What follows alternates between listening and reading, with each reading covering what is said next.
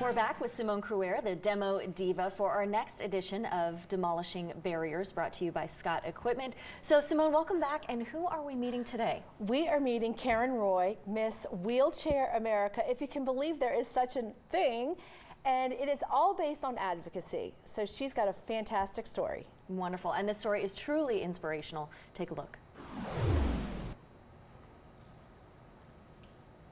I am here with Miss Wheelchair America, and I never knew there was such a thing, Karen. Congratulations, you are the 2019 title holder. How did you win this title, and what was the platform that you ran on to win this title? So Miss Wheelchair America is different from other competitions like that. It's not a beauty contest. It's completely based off of your history of advocacy. I really love the idea of what this is that it's not just about beauty.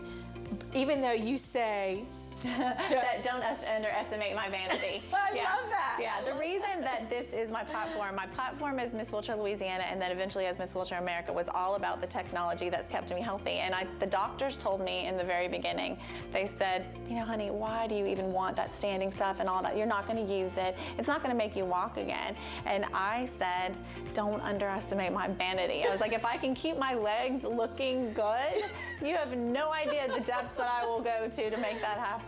I've never had a wound or fracture or contracture in 31 years of paralysis because of the technology that I use. That is phenomenal. I wanted all of that technology. It's not covered by insurance, so I've spent many years advocating with doctors and other people with spinal cord injuries about that they needed to promote this equipment, they needed to get this equipment, but wearing a crown seemed to have a magical effect, and that got me to where I could use the platform to spread that message around Louisiana, and then after I ended up winning, I was able to spread it across the country.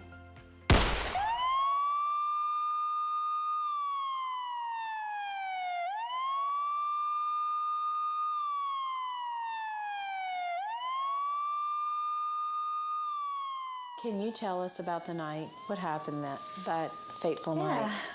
So my boyfriend and I went to an LSU football game, and he played guitar, wanted to go to this blues place called Tabby's Blues Box in Baton Rouge.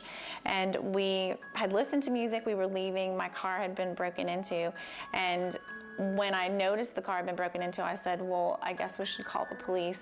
At that point, somebody snuck up from behind me and behind my boyfriend, put a gun to his head, and somebody grabbed my shoulders, hit me over the head with the gun, took my purse with my $2 in it, and then shot me in the back. And all over $2. Yeah. So that caused a punctured lung, and I was paralyzed from the waist down, and then almost bled to death, and luckily obviously made it to the trauma center and then to rehab and kind of learn how to live my life again. This is literally like a month before I got shot, so I like looking, I'm like, oh, look at my legs, like they work. Once I got stabilized, so it was probably a good several days after that I realized I was gonna live, they said, you'll never walk again.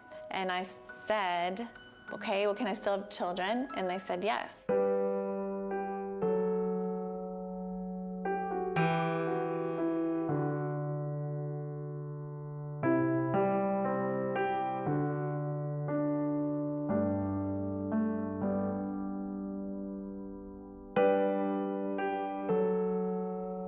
Did you feel the sensation of of them moving? Yeah, oh yeah. So internally, there's all of that was the happiest times of my life, I think, when feeling being pregnant and going through all of that. So and then the babies, you know, people have asked me, like, how did you parent in a wheelchair?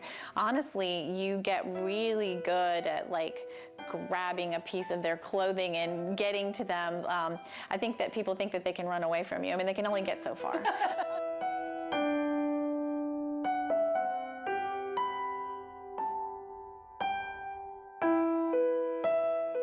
I took that moment to make pivotal changes in my life and to pretty much try to reinvent myself. And I also realized that my kids were all at the age where the last one was about to go to college and I was now a widow, and I had a lot more time on my hands for advocacy. So I got to take what was a small advocacy, like one-on-one with people as a social worker, and kind of amplify that on a national level. That's when I decided to do Miss Wheelchair Louisiana, was after the death of my husband. So wearing a crown got me all the way to DC multiple times and in front of people who are decision makers about standing technology and the things that I am passionate about. You had to speak to someone right now who's listening and they're in a wheelchair and they're a young person looking out at life. What would you say?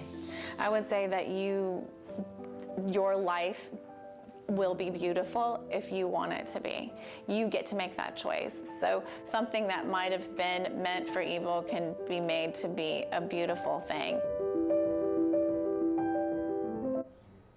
Oh my gosh, what a tearjerker. I mean, this is amazing story, amazing she's managed to stay positive through this. Yeah, you know, I think that one of the things that she told me when we went to lunch is that she said evil things happen to good people, but this has given her a platform to have a voice that maybe she would have never had otherwise.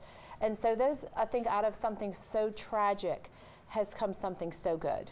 Wonderful. All right, thank you, Simone. So if you would like to share someone's story with Simone, you can email us at greatday@wwltv.com. And there's much more to come on Great Day after the break, so stick with us.